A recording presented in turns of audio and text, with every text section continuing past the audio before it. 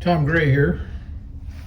Another one of my Craftsman 109 lathe videos. Call it my learning to machine stuff or relearning to machine stuff on a tiny ancient grandpa mini lathe.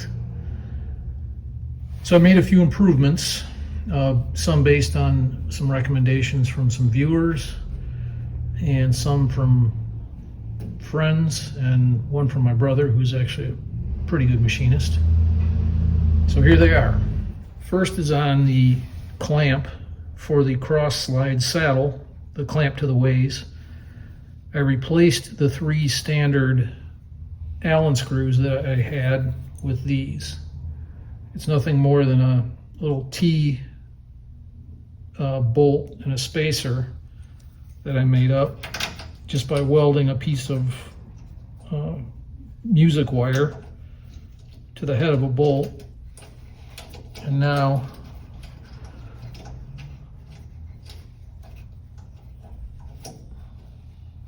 why that's important is because when I'm moving the travel of the saddle, I don't need to have an Allen bolt. I can just reach in and reef down these screws with my hands. And this little thing, I can get them tight enough where it will lock the saddle, and that cut down a lot of the slop that was happening. And depending on what I'm doing, if I'm cutting axially, I just snug them up, and then I can play with the tension without tools, without reaching into my pocket or anything like that. Makes for a much neater, quicker adjustment.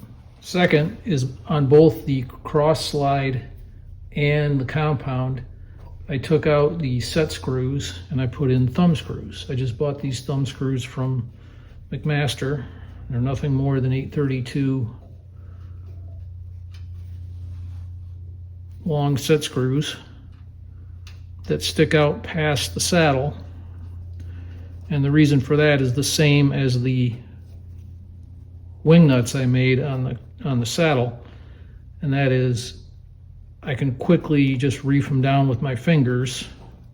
I don't have to grab tools. So on this little guy, I think I mentioned in a previous video, whatever direction you're not cutting, you pretty well got to lock down. So this allows me to quickly lock this down to make axial cuts, or just snug it if I want to make radial cuts. So before I was doing two-handed, three-handed deal with wrenches and stop, tighten, move saddle, loosen, move cross slide, tighten, on and on. It was a real ballet. This makes it much more quicker and intuitive. Third thing, I popped a hole in the saddle and put the half nut pivot on a wing nut. You can see it moving. And that's so I can snug up the pivot on the wing, on the half nut, without getting out a screwdriver. Again, no tools necessary. I can just reach down and snug it up. I don't know if it's just because this thing is old, but this kept shaking loose on me. There was a screw in here before, a flathead screw. But to use this, what I had to do was put a carriage bolt through the back of the saddle. So here's a spare saddle that I have, and just for comparison's sake, that's the original type hole, which is a countersunk hole.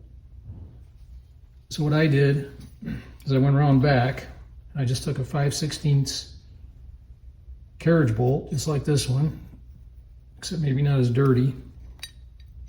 Drilled that out to 5/16 because it's a 1/4 inch right now, and then just took a square file and just filed the whole square at the end, enough to shove in the carriage bolt, and then stuck a wing nut on it and a brass washer. So now it's real easy. Next thing I did is, the reason I bought that other saddle was because it had a crank on it, and so I got an original crank and a spare half nut out of the deal, The spare half nut was in so-so condition, but I had a knob on here before, a homemade knob. It was, or aluminum knob. It was really pretty crummy. This is a lot better.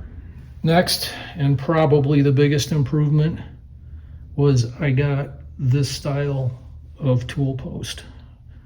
I forgot what they call this style, but it's the old-fashioned, not a lantern obviously, but it's a dual plate tool post.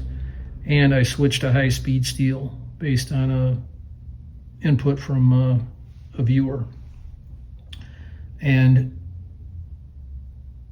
made a big difference. So this is stiffer because if you look at here's one of the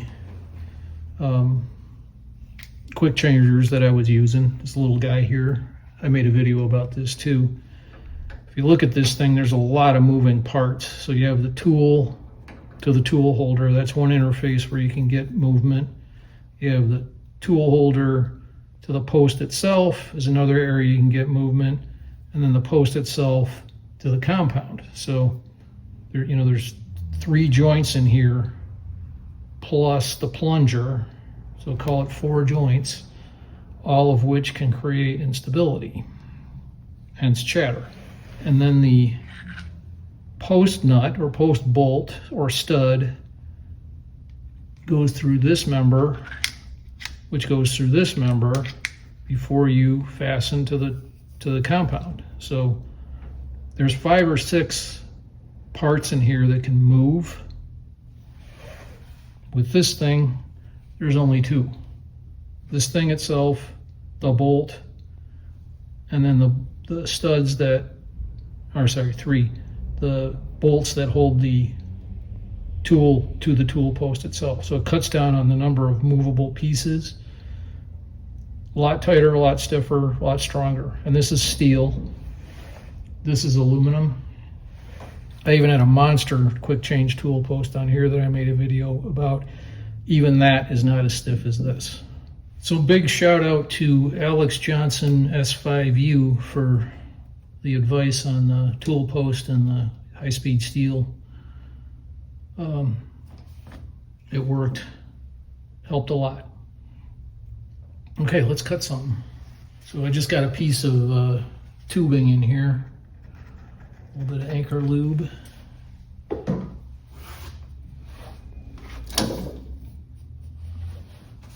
Speed is set at about 880 RPM, 875, something like that.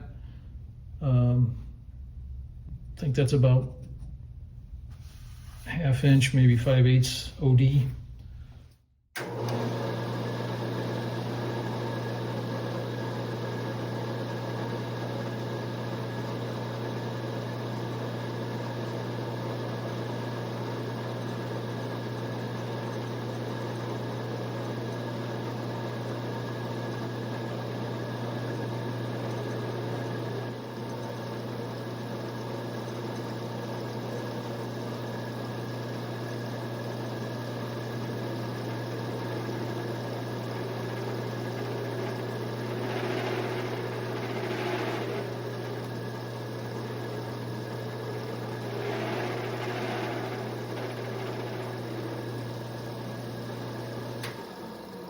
Clean that up.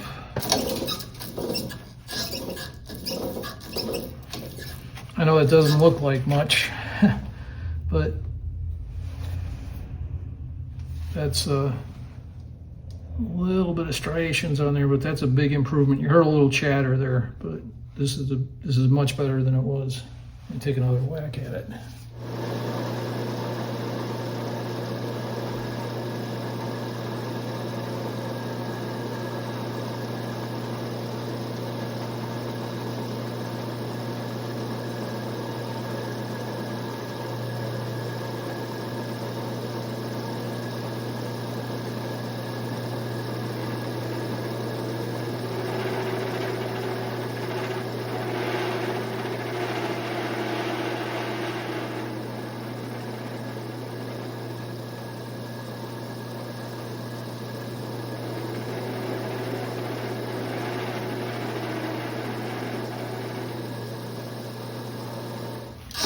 clean that off a little.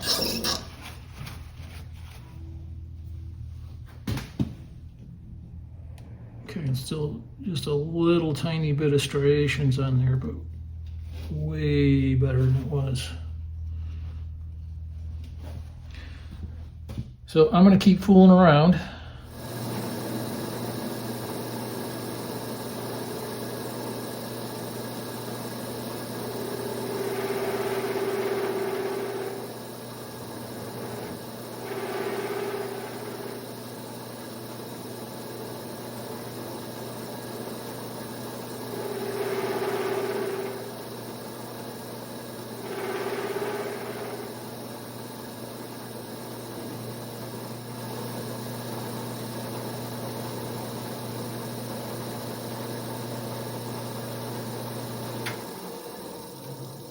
Get this cleaned up a little.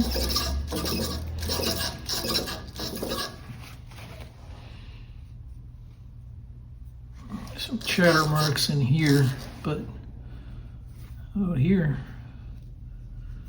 not bad.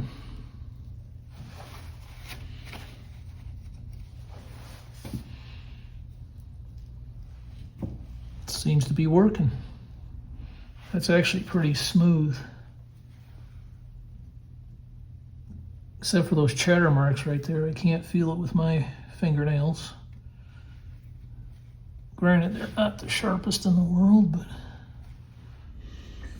extreme close-up here. This thing will focus. This is the tool post, and there's the cutter. As you can see, I created a little bit of a round nose with a diamond grinding wheel. The original Amazon cutter was really to an extreme point, so I just created a little bit of round nose on it. Just a touch on the diamond wheel. That's a better focus there. I think you can see that. A little bit of round nose. And that's better yet. Here's probably a better view of the tool post. As you can see, just got a high-speed 3/8 cutter reef down in there. I'm going to call these improvements a success, big step in the right direction. Again, thanks to all the viewers who wrote in and gave tips and advice. It worked. Might be ready to actually try to make something on this thing. Well, I'm going to call this a success, and it's on to the next project. I'll see you there and then.